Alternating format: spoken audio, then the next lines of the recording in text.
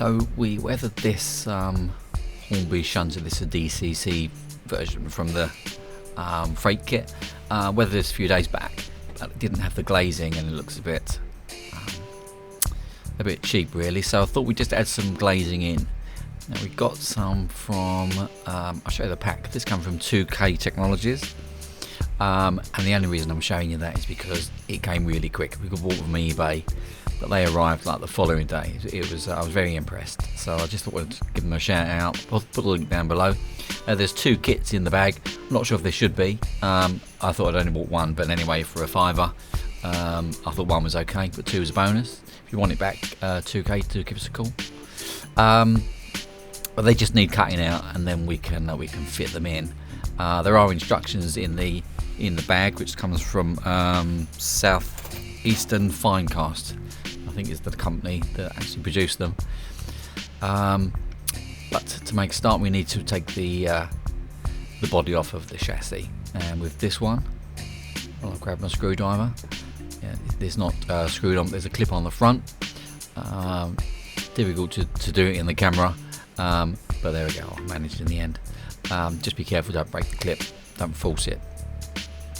And you can see inside there's some sort of little ribs near where the windows are going to fit. Difficult to get the right angle for this, so I do apologise if you don't see everything that clearly. But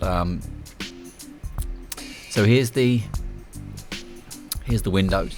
Now, it does say in the instructions to cut each window out individually, but obviously me being clever, I decided to do it my way.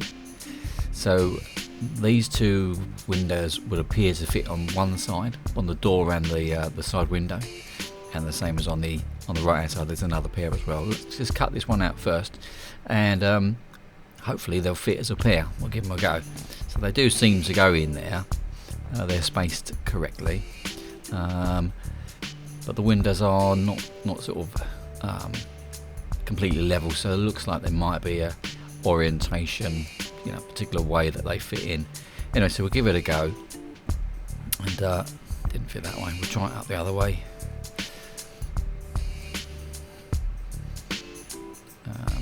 Not quite there, almost. I tried it on the other side, it didn't work either. So I came to the conclusion that the instructions were correct and I wasn't. So I've popped them in half, and we're going to fit them individually. We'll just offer them up all dry, no glue at this point, and just until they pop in. And they're quite a nice snug fit. Apologies for the camera out of focus there. They do pop in, and they will hold themselves in. I'm just going to take that one out, make sure we don't lose the orientation. And the instruction says you can use contact adhesive or liquid plastic cement, so we're using this liquid poly. I'll leave the instructions down, the link down below, so you can find this on Amazon if you choose to.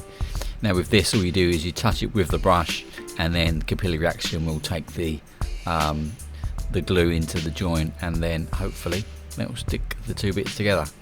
I left that one just for 10 minutes to make sure there was no issue with the glue clouding up the glass or anything, and it seemed fine. Now if we look inside, you'll see there are ribs, and there's a little rib there we need to be aware of when we cut the glass. Just there, and on the back as well. So just have a look first before you cut.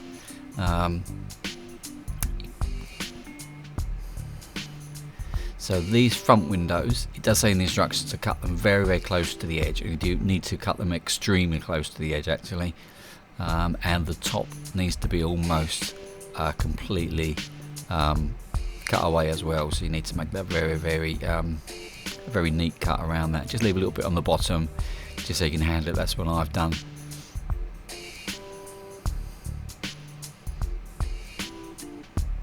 And on the rear windows, if you look inside the cab, you'll see that the windows fit literally flush up to the side of the body on one side. So we're going to cut that completely flush, and then the opposite on the other side.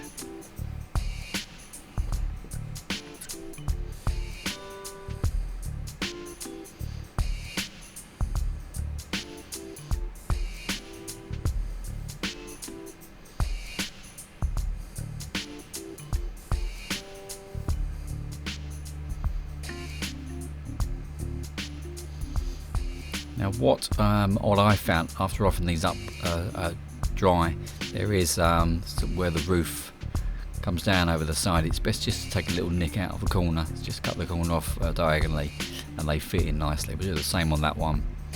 You can see the corner where it's, yeah, thanks for saying that, the corner where the roof line cuts across, just there, just nick the corner off just a tiny bit, that's all it needs, and that should then fit in there.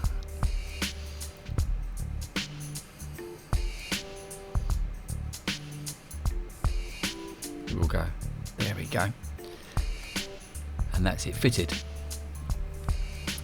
Now for the front windows, we do need to trim these, so I would suggest you trim the sides very precise, and also across the top as well. Just leave that tiny bit on the bottom, just so you can handle that. That's what I've done, and then it pops in there. If you've got really tiny fingers and hands, you might just get in there. It took me a little while to sort of maneuver it around using various tools, tweezers and ends of paint brushes and so on. Now be careful, these windows are slightly different, they are sided, so just be careful when you cut them out that you don't cut the wrong bit off and you don't put them on the wrong side, because they do fit, but they're not perfect if you get them back to front. So the brush that comes with the liquid poly is a bit too chunky and it doesn't go in there properly, so I've used a very old fine brush for the glue. Be very careful with that. Obviously don't use too much because it will run and it will eventually mark the glass if you're not careful. So we've then fitted. What I wanted to do was just to add the arcs of the wipers on the back windows. Didn't realise they had wipers on the back of the shunters, but yeah, it makes sense.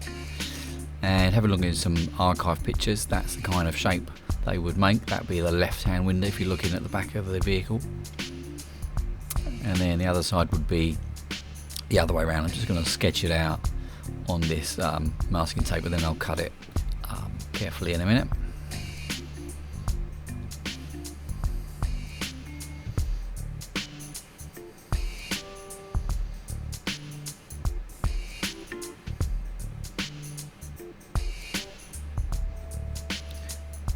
Now I would personally suggest, if you're going to do this, I would probably use a light coloured masking tape rather than blue, because we're going to paint over it in a minute. We're going to add a little bit of sort of dirt to the windscreen.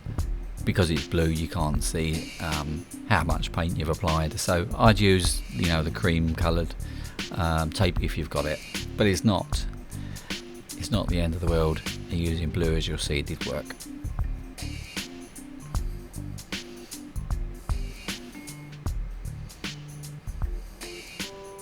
Trying to be careful not to damage the shape of it too much. There we go, I think we got it. And then we just need to put it in place on the rear window.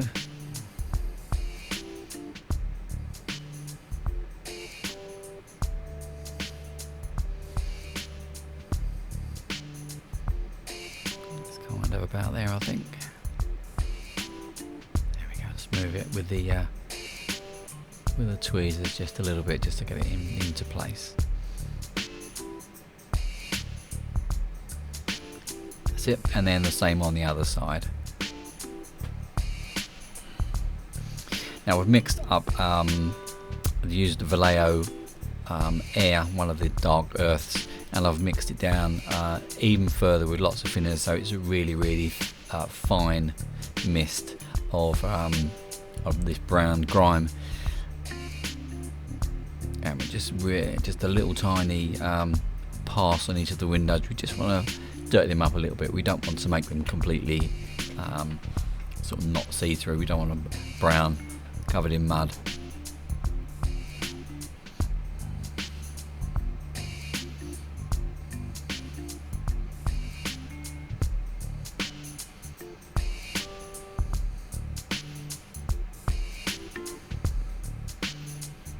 Just a light pass on each of those, and that's about done. And then just need to take the tape off very carefully. This is unfortunately, I do apologise, this is out of focus just a touch, Obviously I couldn't reshoot it because once it's done pretty much, but you get the idea. We're just taking that off, and we'll show you some proper pictures just about an hour anyway. So that's it, we're done. Please do subscribe if you've not already subscribed. Lots more videos to come. We've got some great things planned. I hope you've enjoyed this one today, and we'll see you very soon. Have a good weekend.